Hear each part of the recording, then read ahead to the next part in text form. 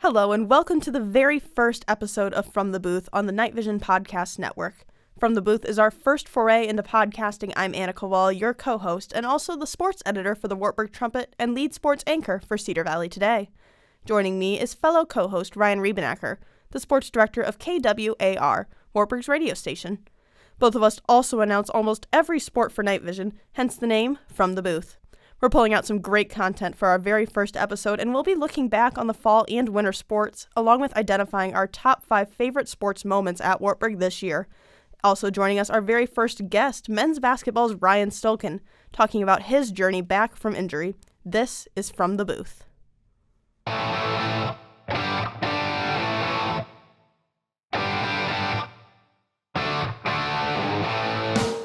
Wartburg has been great from the free throw line.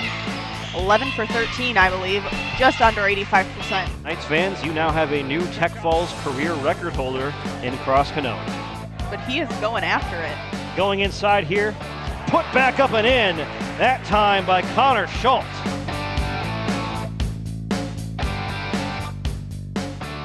All right, and so bringing it in for our first ever podcast, our first icebreaker topic. What we're going to do at the start of every podcast after our intro, we're going to look at a question posed to us by either ourselves or anybody who's in the listening audience that sends us something ahead of time. So feel free to do that over Facebook at any point. For our first one, we're going to talk about what our favorite sport is to cover and why. And since I posed the question, Annika, you have to go first. That's a tough question. Good luck with that. Oh, gosh. Honestly, and this might not come as a surprise to you personally, but I love baseball, softball, and it's to the bane of your existence because, as you and I both know, it's definitely not your favorite. I'm a basketball guy. Yes, through and through. Yeah. But you look at it, and obviously I'm not nearly as experienced in play-by-play as you are. I only just started this year, so it's definitely more my speed, which always helps. Mm-hmm. But in addition, I grew up on a baseball diamond. Dad's a high school baseball coach. Mom played softball in college. So it's just kind of in my blood, and you look at that. But it also allows you to do a lot more on the writing side of it. Whereas some sports are just so fast that it's almost hard to accurately portray every single element of that into an article. Whereas baseball, it's super easy to slow things down, make things super interesting, and build up that suspense, much like what actually happens during a game. Yeah, not to toot my own horn, I am more experienced in play-by-play, but you also have the sports background that I simply don't. You played almost every high school sport. I did not even come close. Never played a high school sport. But I did hone myself trying to do stuff more like that. I actually have a news background as well. That's really more central. But yeah, I'm a basketball guy, but basketball is an odd pace when it comes to broadcasting. I'm of the mind that basketball is something that you can probably go to and have more fun than watch it. Whereas I guess I kind of have a tie for my favorite to cover. So I apologize, but football is the best sport to watch on TV. I think it's not really worth it to go watch a football game because football is so built to be broadcasted because you have play, you have stoppage and action, and then you have another play. It's consistent action. It's perfect for action replays. It's perfect for commentators. It's the most broadcastable sport out there. So if I'm a play-by-play guy, I want to be doing football. That's the best thing to do. But something that I also really enjoy that I didn't think I would is volleyball.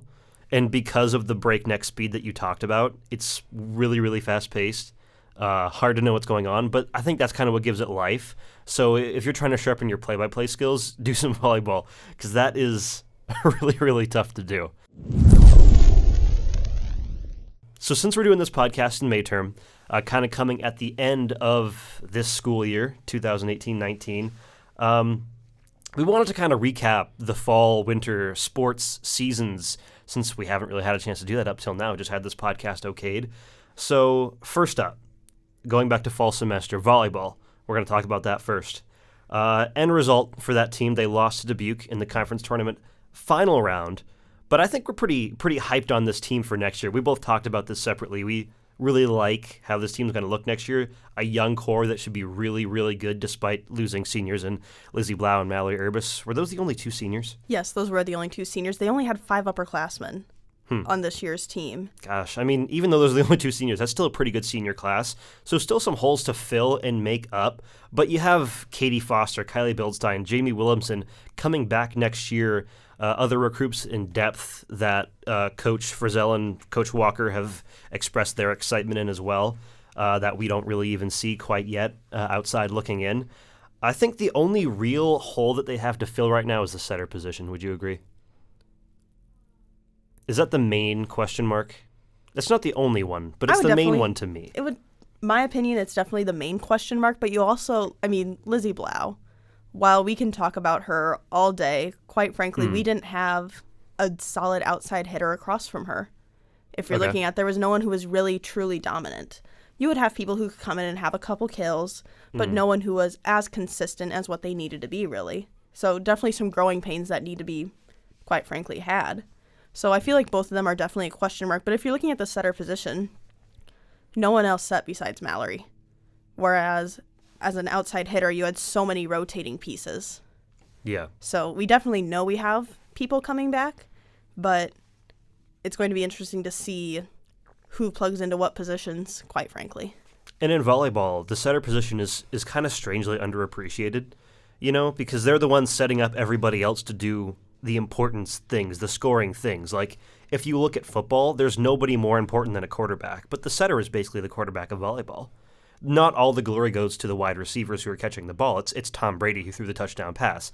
That's what we look at, right? I mean, receivers get a lot of credit too, don't get me wrong, but it seems like in volleyball there's not as much of that element, where in reality she was really the quarterback of that offense. And I think there's probably a vibe that maybe she wasn't as skilled as Lizzie Blau, perhaps, but her role probably the most important on the team, and it's something strange that they're going to have to try to look at in terms of filling it.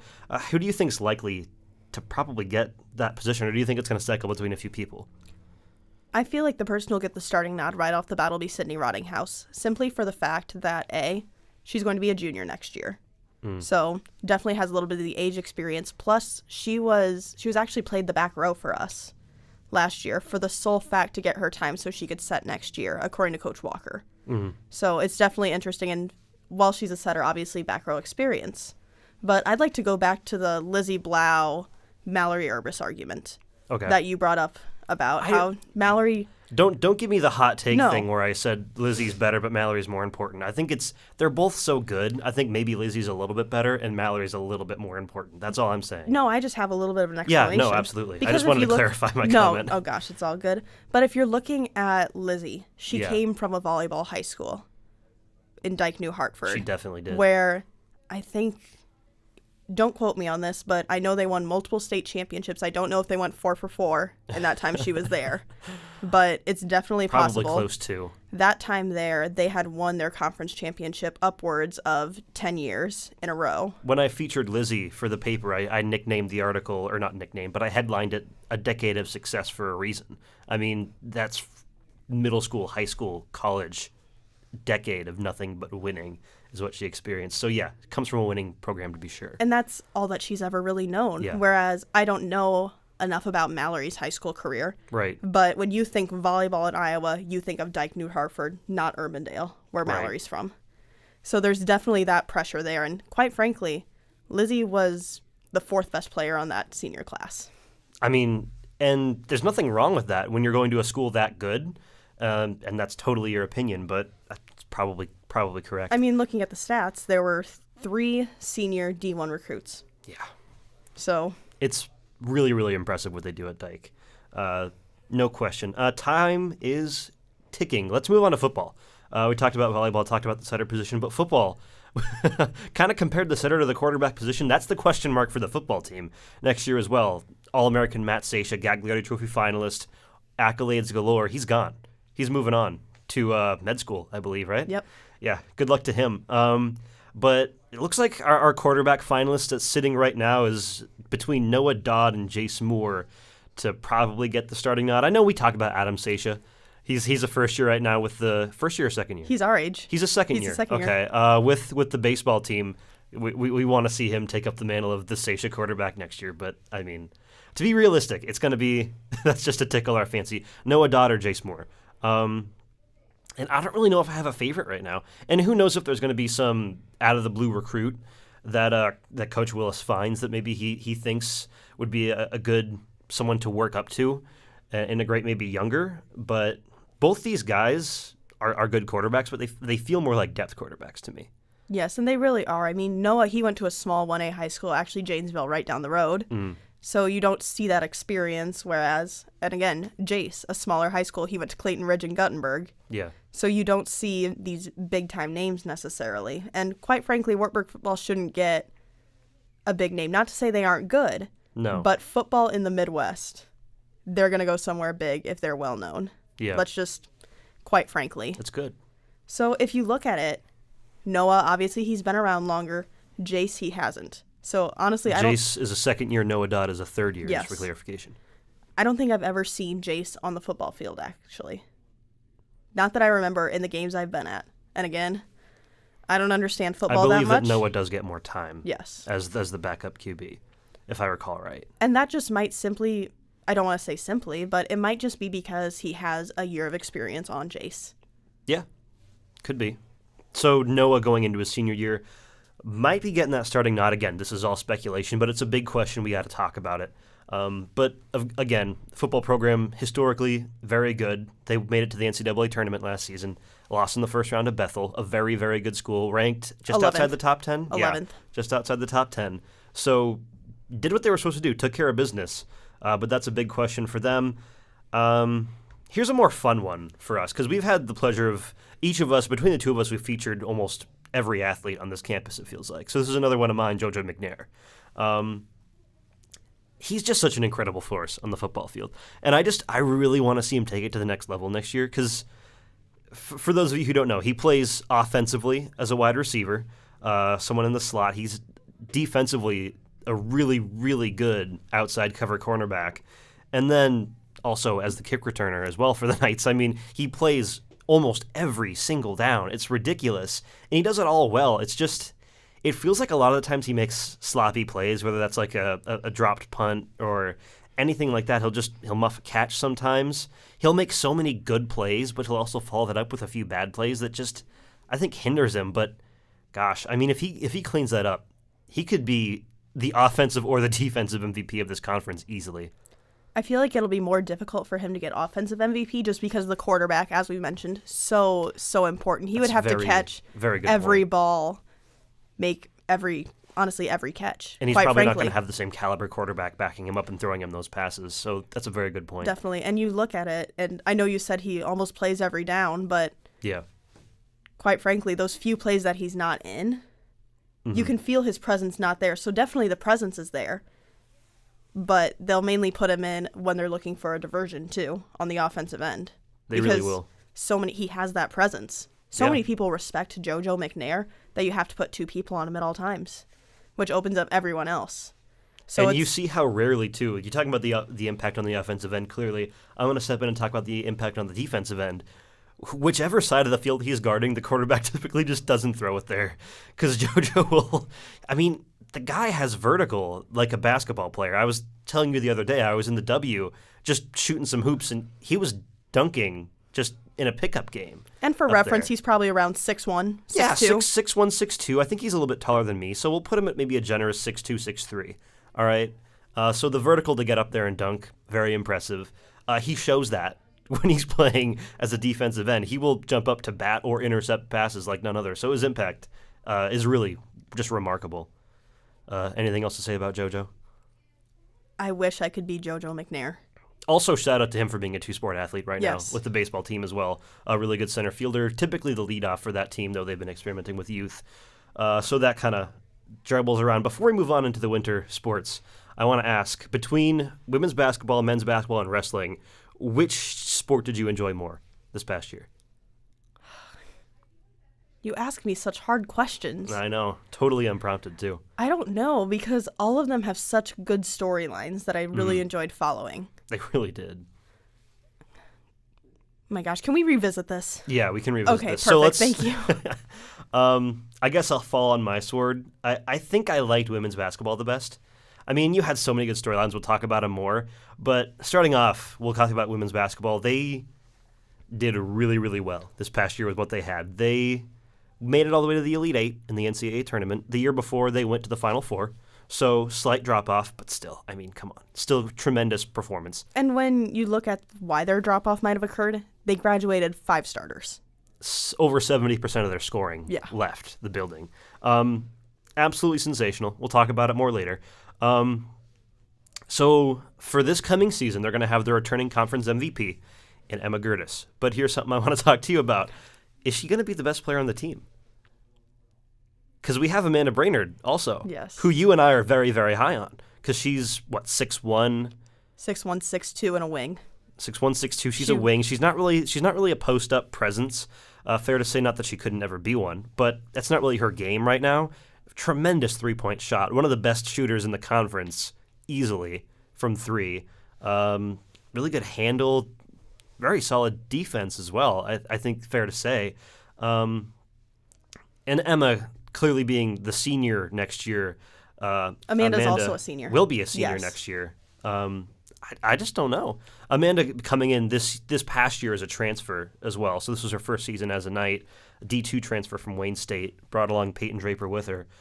I don't know. I really, really like Amanda Brainerd, even though I feel like Emma might have the better statistical season yet again because she's just an assist-steal monster at the end of the day. But Amanda, I think she could easily become the most prolific scorer on that team. Looking at, if you want to give her a comparison, I kind of compare her to, Kevin Durant with the Golden State Warriors. Very long, lanky build, great shooter, just all around good talent. I mean, you can't be more valuable to your team than that. Right, and if we're talking about comparisons, for those who know Wartburg basketball and have been following the last 4 years, I find her to fill a Miranda Murphy role.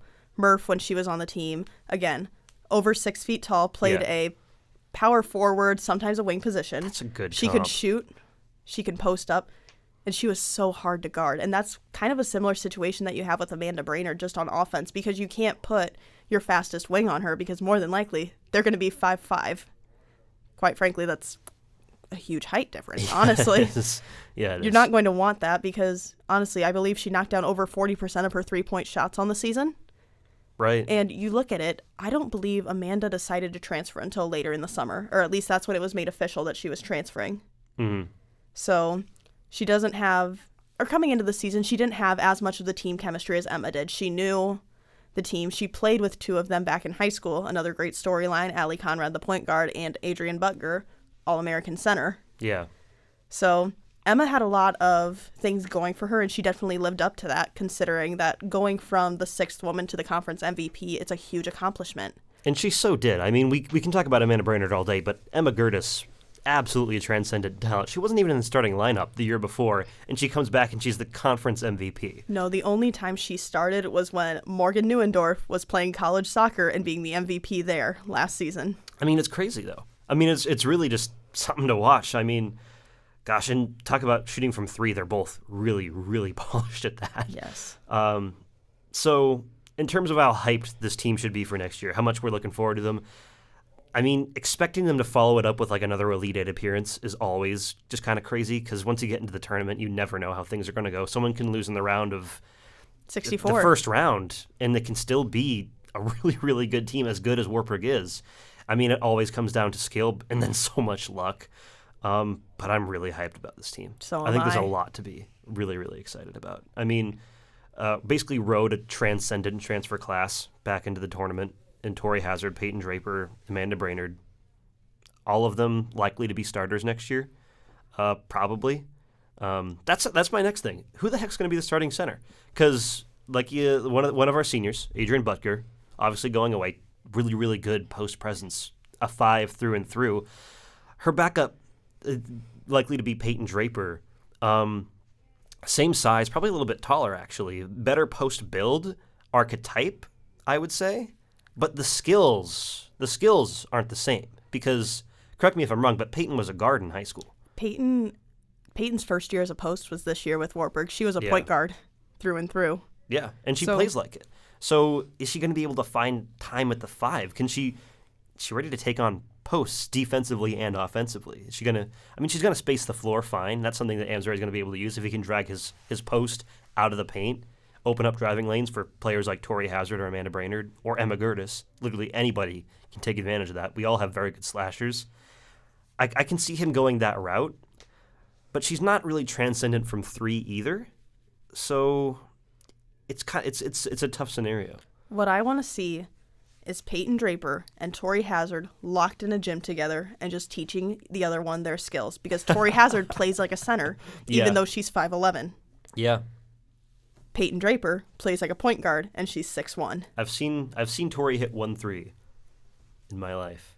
Or was it 2? Did she hit 2? I think it was only 1. She attempted to. She attempted 2. We'll tell that story later. Gotta move on. Men's basketball now. Not as successful, probably one of the lowest performing in terms of how they ended up for their season. Lost in the first round of the conference tournament. Bad loss. They were what, the 2nd seed, 3rd seed? They were the 3rd seed and got beat by the 6th seed, who they had beaten the Saturday prior. That's tough. So, and gosh, I don't really know if it gets super clear. Even going forward, we talk about all the potential of all the other teams. They've got so many options and tools going forward, despite losing a talented senior class. I think there might be a noticeable drop-off with the squad. I mean, because it's losing Cam Kickbush, it's losing Jaren Sabis. I think, in my opinion is well known on this, they're 2 of the program's best scorers of all time. I think they belong in the Wartburg Athletic Hall of Fame once they're eligible for nomination, just because Jaren Sabis is the 3rd best all-time scorer in terms of sheer points scored. Cam Kickbush is far and away the best 3-point scorer ever to put on a Knights jersey. Yeah. I mean, it's insane. He had the most single game, single season, and career threes made.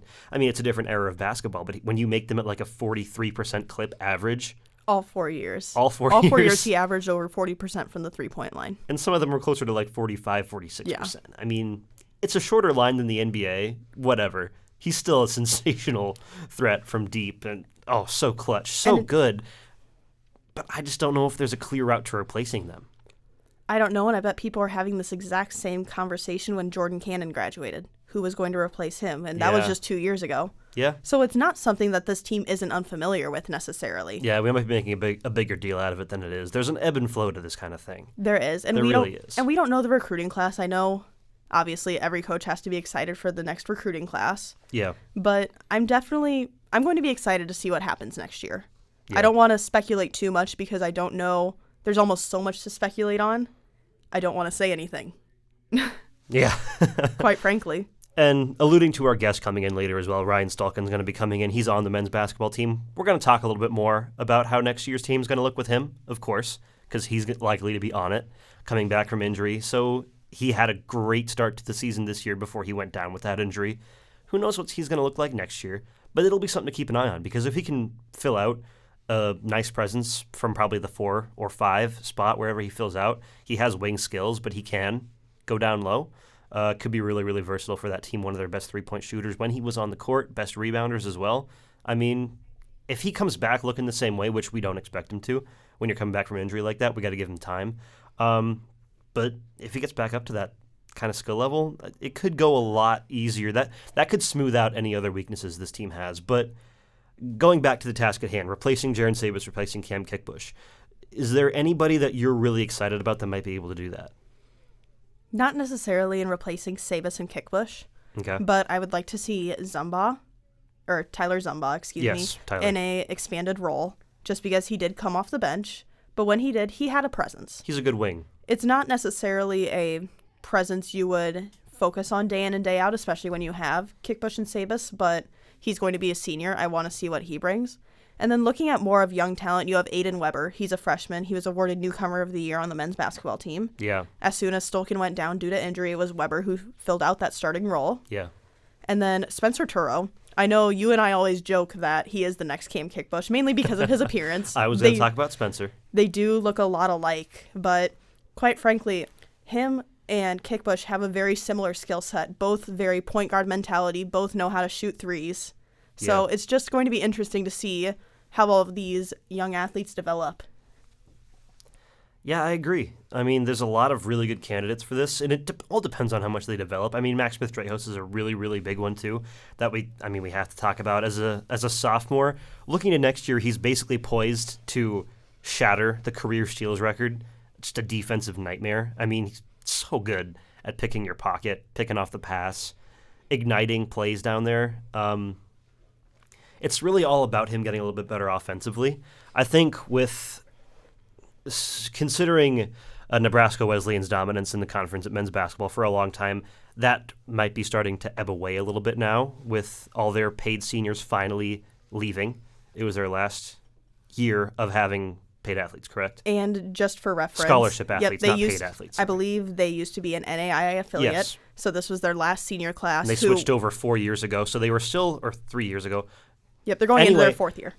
As an NAIA school, they were allowed to give scholarships to their athletes, and when they merged over to D3, they couldn't just take the money away. So they carried it out with the athletes they had when they were still in NAIA school. That finally ran out just this past year. And, I mean, looking at Nebraska Wesleyan, they were basically the best team in the division for a long time because of that, because they had the paid athletes. They had the athletes that were, I mean, far and away the best. They had the offensive, defensive MVPs. With those going away, Max Smith-Dreyhus is very much a candidate for Defensive Player of the Year next year, and I think it's just a matter of his offense. Definitely. I mean, his name had to be in the mix for defensive MVP, just looking at his stats. Yeah. He was second to steals, only to The guy who won it. Yes, Ryan Garver, Yeah. the defensive MVP from Nebraska Wesleyan, who has now graduated. Yeah. Like we said, all those guys are pretty much gone. We'll see how Nebraska Wesleyan looks next year. That's actually going to be a really, really interesting thing to watch. Got to keep this moving, though. Moving to our last winter sport, last but definitely not least, is Wartburg Wrestling. I mean, an off year for them. It's so weird to see a team finish 6th at the national meet and still have an off year. Like only Wartburg or Augsburg could ever say that. Yes. That's such a great situation to have an off year in, but nonetheless, it is unmistakably an off year. No one is satisfied. From Eric Keller to Jim Miller to any of the wrestlers, they're definitely looking to change something up next year. They have to do something. Whether that's trusting the process or trying to move things around. I mean, it was a really rough year for them. It seemed like anything that could have gone wrong did. But still, they might have held the rope, as they say, but the rope may have gone a little slack. Quite frankly, it wasn't a good year. Yeah, that's a colorful way to put it. First thing we got to talk about is Brock Rathman. I mean, and you know him better than I do. He's one of the athletes that you featured. Like we said, we feature everybody. Talking to everybody. Talk about his diabetes. So he was diagnosed with diabetes the summer before, or type 2 diabetes, juvenile, the summer before his senior year of high school. And the first thing he asked was, can I still wrestle? Yeah. So he loves the sport, and that's just a given. He was actually a D1 commit to Iowa, redshirted that season. And then just talking to him, he just said he didn't enjoy it there. He didn't want to go to wrestling. He didn't want to go in the room. So he just decided to transfer, ended up here at Wartburg thanks to Kyle Briggs' father, who told Keller of the situation. Yeah. Once everything had been cleared through, ended up here. He was a national champion his first year at 133 pounds. With diabetes, a national champion in his first year. Yes. So definitely, I mean, it's a great storyline to follow. And he is one of the guys that'll tell you right up front that he does not use diabetes as a crutch. No, he doesn't. He uses it as a way to advocate for others. He participates in he everything. fundraises. He fundraises. Yeah, go look at Brock Rathman on social media. It's really, really good. It's all, we're selling bracelets. We're Team selling Rathman. T-shirts for Yep. for type diabetes research. Yeah, happy to give that a shout out. Yes. But just moving this along, he broke down at nationals this year. I mean, monumentally, he set the tone for what really went from Wartburg being projected to probably could have won nationals, could have gotten first, second, third, probably would have dropped no lower than that. He got pinned twice right out of the gates. Yep. I mean, the reigning national champion, that's unheard of. It's crazy, and we never want to make an excuse for him because that's not what he would want. But Keller did mention afterwards that maybe his blood sugar might have been a little bit high. His blood sugar was off the charts once they measured it. And again, Keller's quoted saying Brock wouldn't use that as an excuse, so neither are we. No, but it's just something that we got to keep in mind. Yep. Because this is a guy with all the skill in the world, but to see him get hampered by something like that is really heartbreaking with the sport that he loves. And you can tell exactly when he's feeling a little bit off because it's all in how he wrestles, just because it looks like he has low energy. As we've mentioned, he's not a head case. He's one of the most mentally tough athletes I've met in a long time. Yeah. He's a body case. That's exactly how I've put it in the past. I mean, it's just so true. And it's not like it's oh, this is all right. I mean, he's a good wrestler. He'll figure it out. Because it's even tougher than that because, I mean, the NCAA is not going to discriminate for or against him for his diabetes. He's going to be held to the same standards as everybody else, which is not in his best interest because he has the crutch that other people don't have. Yes. But nonetheless, that is what it is. He's got to power through it. And he couldn't this past year. That's kind of raised warning flags, even for a coach that I'm sure loves him like Keller. I mean, I guess I want to hear from you. He wrestles at the 133 after flopping at nationals. Does he still have it next year? Outright, no question, he's going to get it taken away. It depends on your recruiting class. Okay. That's what I think, because listed on the website they have four guys. They have four guys who are listed at 133. However, you also have guys who can easily bump up a weight class, bump down a weight class. Yeah. So really, you're looking more at 10, just based on who can go down that far, who can go up. Yeah. So you do have people like Brennan Doble, who was a preseason All-American at the 125-pound weight class, but they bumped him up to 133. Yeah, let's not pretend there's no path forward for any weight class for Wartburg, because it is the most successful Division III wrestling program ever. Yeah. I mean, flat out. Yes. We have national championships team-wise in the 20s by now, right? Is it in the 20s yet? I think it's we were going for 15 this year. So we have 14. Sorry, 20. No, that would be crazy. We have one over, I believe it's in the 20s for conference championships in a row. I mean, dominance that is just absolutely unprecedented. Yes. And I think Augsburg is also in the double digits as well. Yes. But I mean, Wartburg is king. And we're obviously biased as Wartburg students, Wartburg sports journalists. But I mean, the numbers back it up at the end of the day. So at me on Twitter or whatever. Wartburg is better than Augsburg when it comes to wrestling. Historically, Augsburg won this year. So give them that. As of 2012, Augsburg had won more titles historically, but Wartburg had won more recently. So there's definitely a little bit of ebb and flow between this rivalry. There's ebb and flow. And right now, Wartburg's on the ebb. Augsburg's on the flow. Hard to tell where that's going to go in the future. It really is. It's tough to tell. Cross Canoan is going to be leaving. As a senior, so is Bowen Wildman's also gone. Yep. So there's a heavyweight that should have been ranked, was never ranked throughout his senior season. But was an All-American his senior season. As he should have been, but he should have also been ranked. Yes. I'm pretty adamant about that as well. He played above a non-ranked wrestler's performance levels consistently. Basically won the conference meet for Wartburg and the Battle of the Bergs with help, but he clinched all of them. Yes. Ridiculous that he was never at least ranked 10th or 9th at some point throughout the season. And he had received votes at the end of the season. So you knew he was on people's radars. It was just how many he was on necessarily. Here's a fun segment we got for you. Our top 5 lists. Looking at our top 5 Wartburg moments throughout the fall-winter semesters. I made you go first for the icebreaker question, so I'll go first for this. Number 5 for me. Here's a name we just mentioned, Cross Canoan. He crushed Wartburg's tech fall record at the ARC duels. It's going to be a record it's going to take a lot of work to ever take from him. I can see him holding that one for about a decade, probably, if he goes that far. But the way he broke it at the ARC duels, we actually have that on the call for the sounder as well at the start of our podcast. Yeah, I mean, that was a phenomenal moment, the way he did it in front of the Knights fans at the ARC duels. He was, and quite frankly, he almost got pinned in that match, if I remember right. He did. That's the exact same match. They had a reversal on him because he got a little bit. He had up to 14 points in his favor. Just looking for that last one, he got a little sloppy. Almost got reversed, got put on his back. Managed to get out of it and get the tech fall, but that would have been the first time he'd lost in about a year and a half. Exactly. He hadn't lost since the national championships his sophomore year. And he was riding an entire winning season from his junior year, and yeah, quite frankly, about a year and a half. All right, Annika, what's your 5th overall pick? Because yours and mine are different. We got to compare Yes, these. They are, and I'm a fan of not necessarily the most publicized sports. Yeah. So my you number stick up for the little guy, lacrosse, golf, all that stuff. So my number 5 is men's cross country. Okay. They won their first conference title since 2005. So I believe, 13 years. Mm-hmm. So definitely interesting. 6 out of the 7 competitors earned all conference accolades. And to do that, you have to place in the top 15 at conference. So you have to look at that. They have the talent. They had the team. You look at it, they win the Central Region meet to then go and qualify for nationals, where they took 5th out of 32 teams. Fair enough.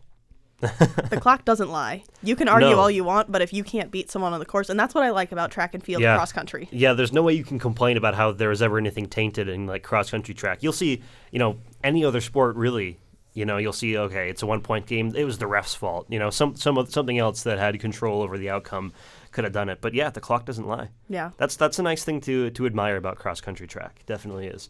And a really, really good first conference title since 2005 for men's cross country. That's a great addition. Number 4 for me. I had, just as a whole, Cam Kickbush and Jaren Sabis absolutely destroying almost every single offensive record for Wartburg men's basketball. I mean, it was insane. They were both 20-plus point per game scorers their senior season.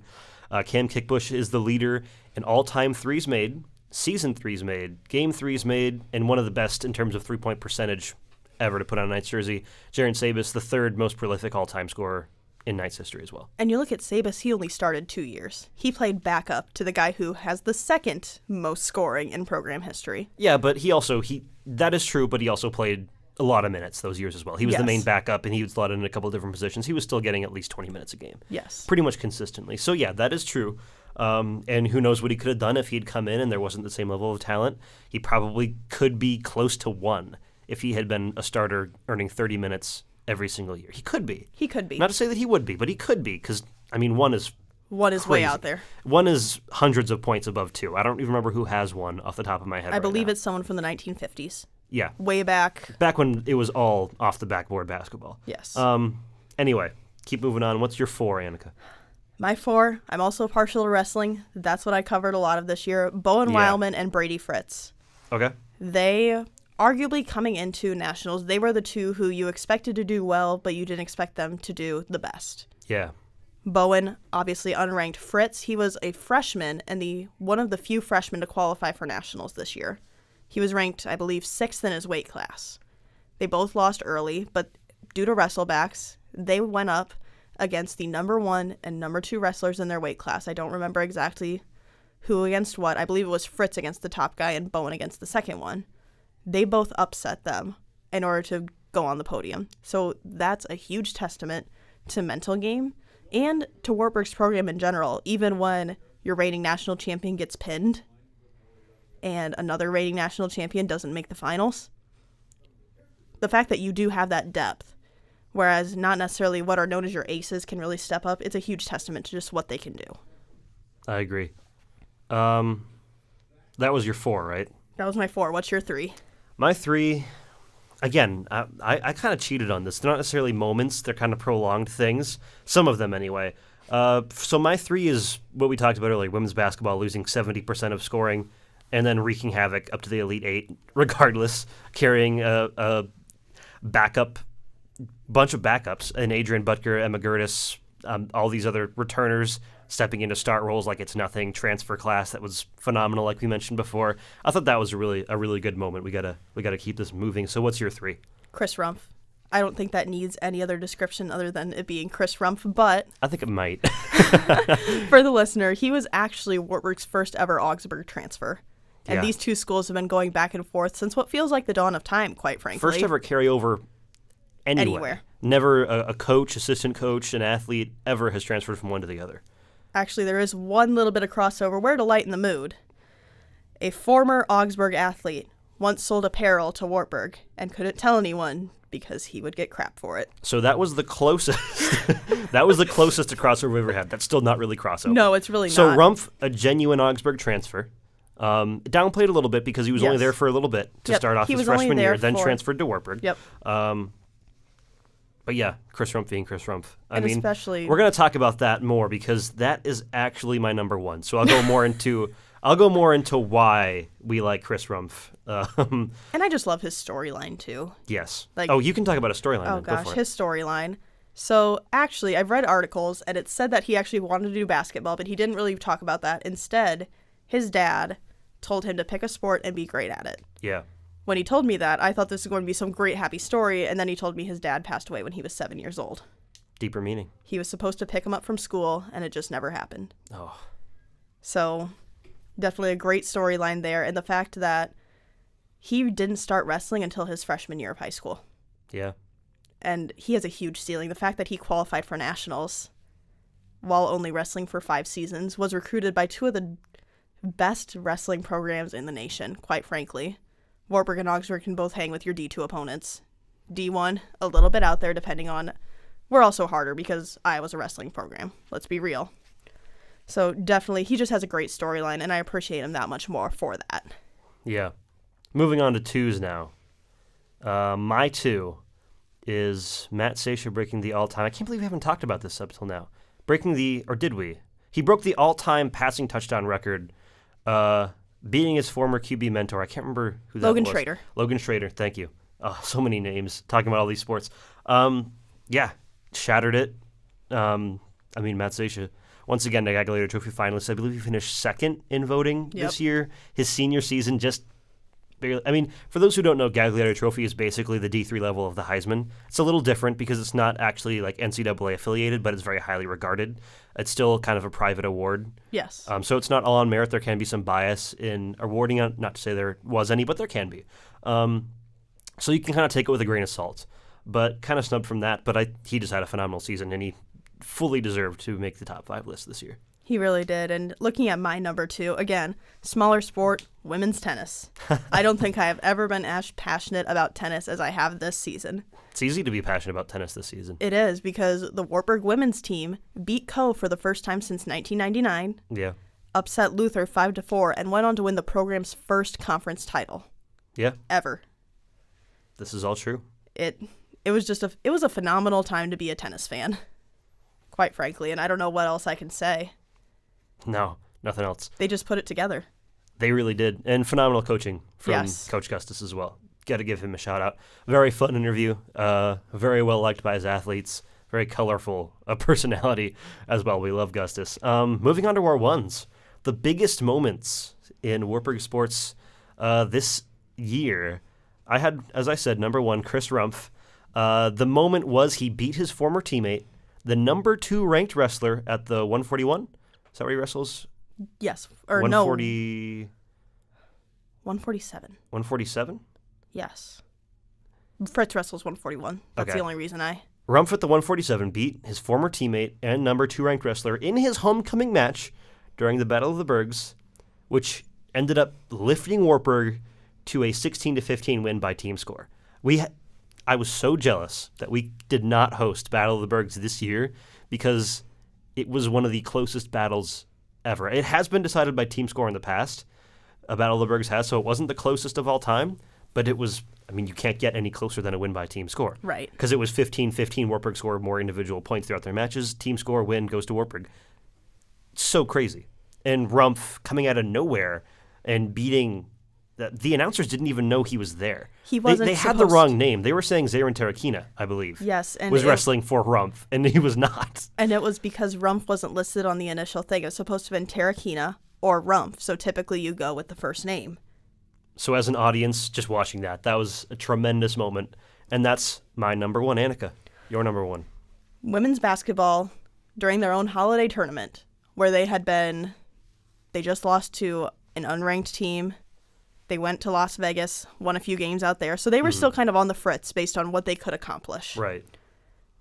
They upset third-ranked St. Thomas, which is huge. St. Thomas is a powerhouse. They have a great center, All-American in Hannah Spalding. A lot of respect for her, just overall as an athlete.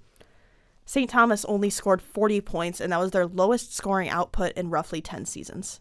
Yeah. So Wartburg called them to 10 points per quarter. Yeah. A point per minute. In terms of a team that has been in the top 4 for finals contention routinely Yeah. throughout the last decade. The only thing is... It was insane, 60-40 the score of that game. 2 years ago, St. Thomas got upset by a Cinderella school in East Texas Baptist. So, but arguably, if you take that game out of there, they could consistently be Elite 8 Final Four quality. And later on, Wartburg ended up losing to St. Thomas in the Elite 8. But that moment was really what defined that team. Yeah. The fact that they could defeat schools like that. I mean, it was a great win. Let's go through some honorable mentions because there was a lot of stuff that we wanted to talk about. Got snubbed, still deserve a mention. So I got a couple honorable mentions. Firstly, going to Liz Roby Miklas. She's kind of an honorable mention because her season's still going on. So this is still kind of happening, but she absolutely shattered the stolen base record this year, taking away from my admissions counselor, which is weird to say. Natalie Curran, back then, Natalie Smith now, working for Wartburg Admissions, had it. Absolutely got it taken away. Yeah. Squarely, I talked to her about it. It's all Liz's. I mean, who previously to that took it away from your mom. Yeah. Did Natalie. Shout out to Carrie. She's still bitter. She's still bitter, by the way. I don't think Carrie's... Is Natalie bitter or Carrie? Carrie. Oh, Carrie's very bitter. Oh, just ask Carrie. There'll be a year of stats missing like she always says. Don't tell Carrie that we talked about her in this podcast. Let her listen to it for herself so she can get way mad at me. I'll get, texts. about how mad your mom is that I said she's bitter that her stolen bases record was taken away. It's like fourth now.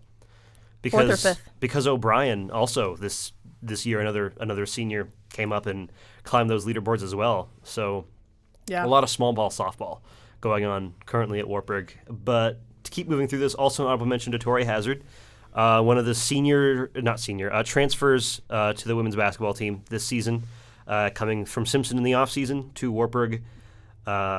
Beat me in horse, actually. We had a horse matchup mid-season just for fun as I was doing a feature on her.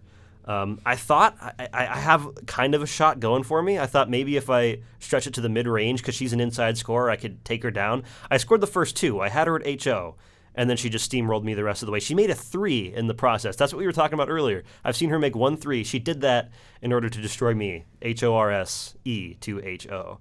So honorable mention to Tori Hazard. That's very much a singular moment for me. Honestly, For I love that honorable moment, mention. though, quite frankly. Great story.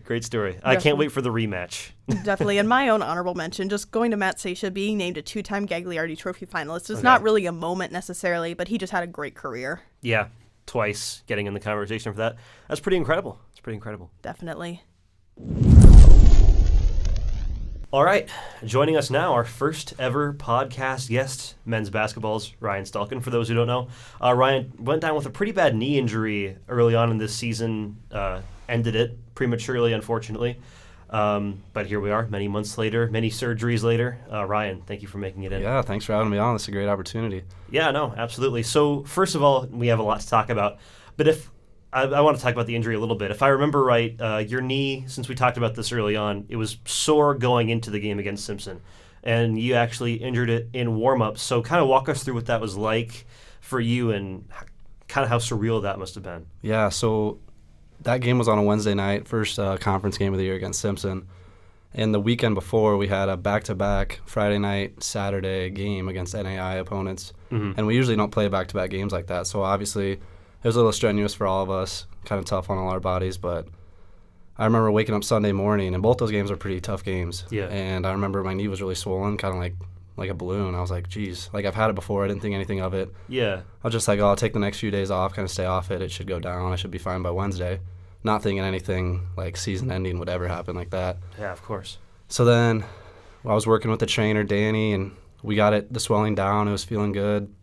So we do, like, as the girls' game's going on, we kind of warm up on center court out there. Mm-hmm. And so we were shooting around. I was running on it, stretching, and I felt fine. I was like, okay, Danny, like, I'm good to go. So he was like, okay, let's go. So then we go out to our, like, regular warm-ups out in Levick before the actual game and going through warm-ups. And it was just at the end of our last kind of little routine thing we do, and it's just kind of like partner shooting. And I just shot a shot, and, like, just a normal landing, and I just felt like a pop. And I was like, that isn't right. So I tried to straighten my knee out, couldn't do that, so I kind of hobbled off the court, went back to the training room, was working with Danny, and he did like all the ACL, like all that precautionary stuff, and he's like, no, we don't think it's that, it's probably just your meniscus. Yeah. But he's like, we're gonna have to hold you out tonight. And then I was actually really fortunate they got me in for an MRI the next day, and they got the results back really fast. So then the day after that, I kind of knew, and he was like, yeah, I don't know how good this is gonna look, so we're gonna have to get some opinions on it. And then once I got some opinions on it, they're like, yeah, I should probably call it a year. Yeah. If you don't mind me asking, what was your worst injury before this? You know, I've been really fortunate actually before this. I've never had any type of really injury. That was my first ever surgery going in, which was kind of a scary thing at first. Yeah. But obviously I had 3 of them, so by the end of it I was really comfortable with it. But yeah, I was really fortunate going up to this point. Yeah, just your regular basketball twisted ankles, stuff like that. Yeah. Nothing crazy. Well, that's good. It's a shame that it had to happen eventually. But so obviously here today you're back in crutches. You were off for a little while. Yep. I'm sure that was nice. But where are you at in the rehab process now? Because you got him back. So yeah, actually I'm 4 weeks out of my last surgery, which was the big open knee surgery. And, you know, it's going fast. 4 weeks out. They're aiming for like a September, fully cleared to be back by September for next year, which is great because practice starts mid-October. Okay. So I think I got a few more weeks left on crutches. Excited to get off those. And, you know, it's crazy with, like, this type of injury or just any type of knee injury that's, like, kind of takes a while. You really, like, love just the small accomplishments. Like, I remember getting my stitches out. That was cool. Like, yeah. And the swelling started going down. Like, everything, you can just see all the little, like, improvements, and it's really a cool thing. So you and I have talked in the past No one cares, but we're pretty big Boston Celtics fans. Yes. So, talking about Gordon Hayward, watching him get injured just under 2 years ago now. It doesn't feel like it's been that long, but No, not at all. completely destroyed his ankle. Somewhat of his tibia as well, I believe. Different injuries, but you guys have kind of followed the same path in the sense that the journey back, he calls it, where after the injury, both of you kind of went about writing through your experiences in order to kind of get in touch with your fans, family, show them love, and show them how committed you are to get back to your team.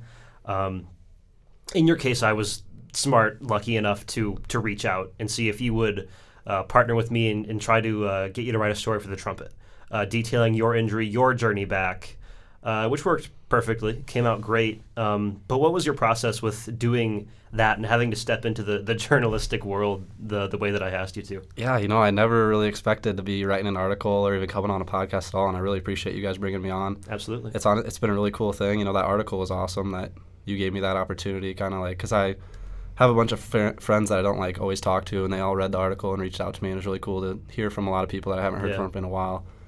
And, I did read that Players Tribune article by Gordon Hayward when it did happen. I remember watching that game against the Cavaliers with all my buddies in my room, and when that happened, we were all just in shock. Oh, and it just was kind of, awful. because that was such, I was so excited for that season. We had 6 minutes of them. That was it. Yeah. So cheated.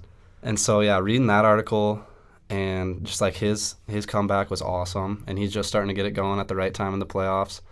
So, obviously, his injury was probably a little more significant than mine, but I just love just reading through him and kind of looking up to him as kind of like a role model, honestly. Yeah, there are worse mentors to have. Yeah, worse role models. So this is kind of a funny story behind that. Originally supposed to be just a regular story, standard 400 to 500 words. Yeah. I told you I'd edit it for you, make sure that it came out looking pretty good. Yeah, you did a good job of that. No, I didn't, because yours was over 1,000 words. Well, I gave you a really long article. You really, really did. But I looked at it and I was like, dang it, this guy can write. I don't want to take stuff out. I mean, the readers are going to care way more about what he's going to write as an athlete than what these stupid sports writers are putting out. They don't know what they're talking about.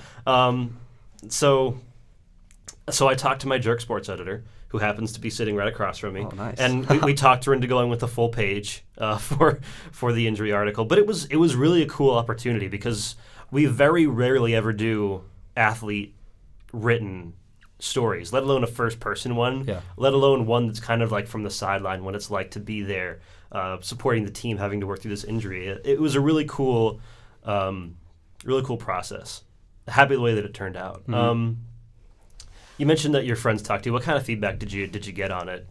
Family, friends, anything else? They're all just so supportive, just hitting me up for if I needed anything. And, it's kind of I was pretty sad when it first happened, but through all the support from my teammates, coaches, family, the friends that all reached out to me, that really helped me through the whole process. And, that there's a lot of negatives through it all, but there's honestly still a lot of positives. And I've seen a lot of positives out of it, and I'm excited to come back for next year.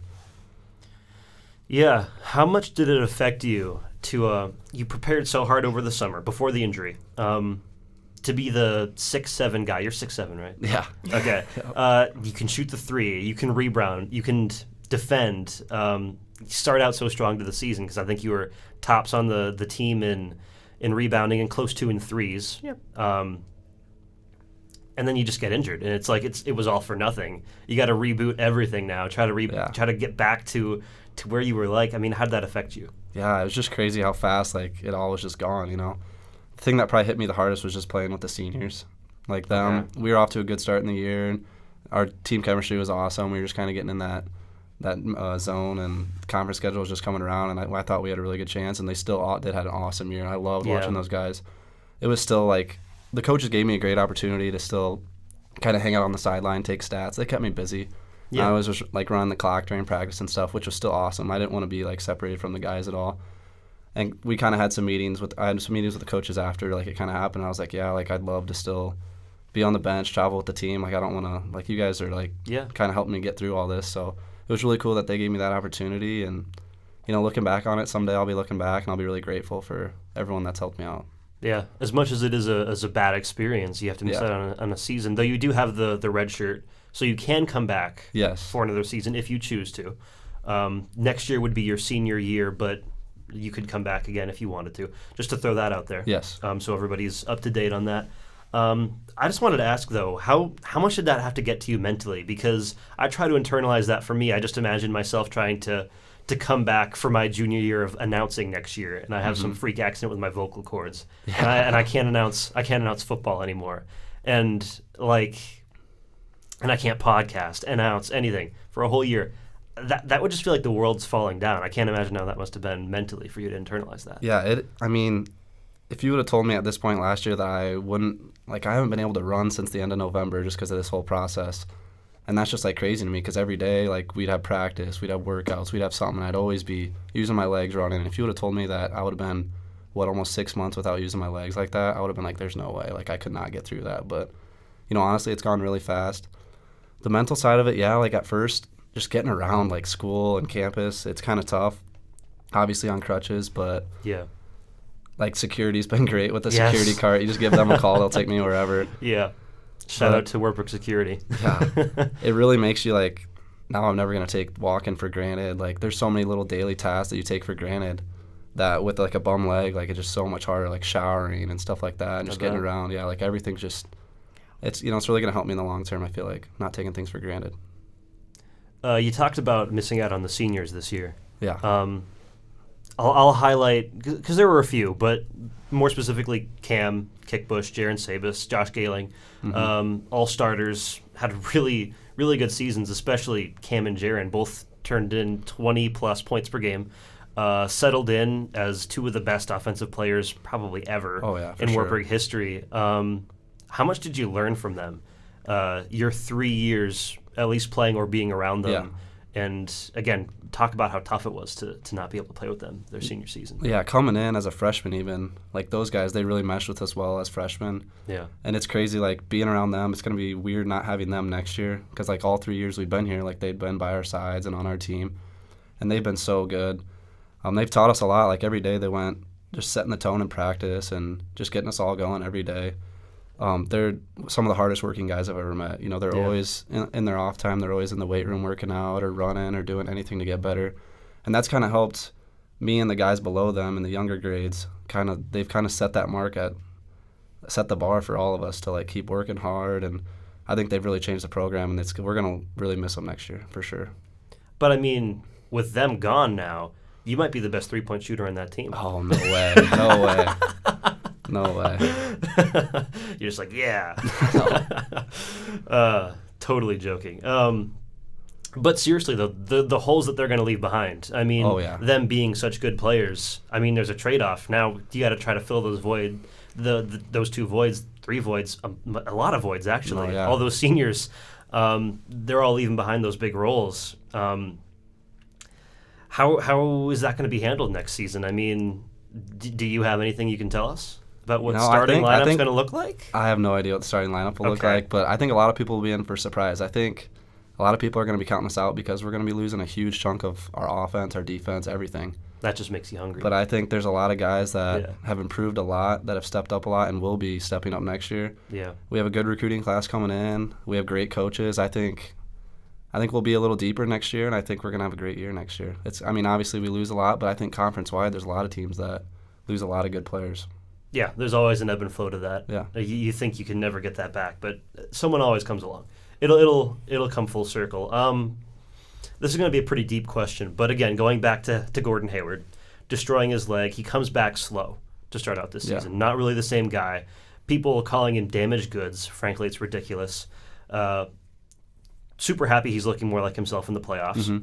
But do you feel that pressure at all, even before coming back, to come back and be exactly as good as you were before? Obviously, Division III school, a little smaller scale than the NBA, but very much so. I know, granted. Granted. I know what you mean, though. I mean, it's crazy. Even going through PT, physical therapy, you do all these exercises that you've been able to easily do your whole life, and once you're injured, it's just wow, these are a lot harder than you would ever think.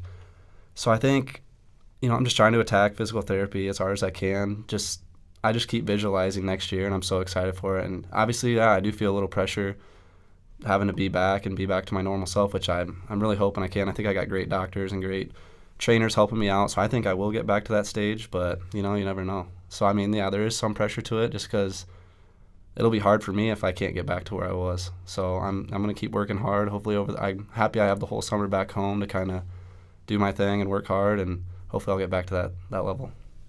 Yeah, well, we just want you to know, as people covering sports broadcasting and just generally Wartburg fans, it's absolutely not going to be that way when you come back. I mean, if you look a step slow getting back on defense this possession, whatever, we're going to expect that. I mean, you should expect that from a guy coming back from injury, but we're definitely not going to expect you to stay that way, and we're really wishing you the best of luck in how you come back and the way you do that. But really, can't wait to see what you accomplish. Thanks so much for being our first ever guest on the show. It was a pleasure having you. Annika, do you have any final questions for Ryan? Not off the top of my head, just thank you.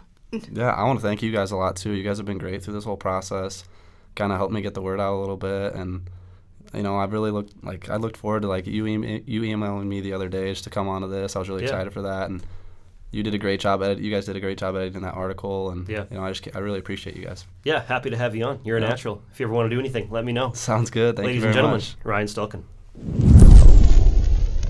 Changing gears now as we look to wind down our podcast, looking at our Athlete of the Week segment.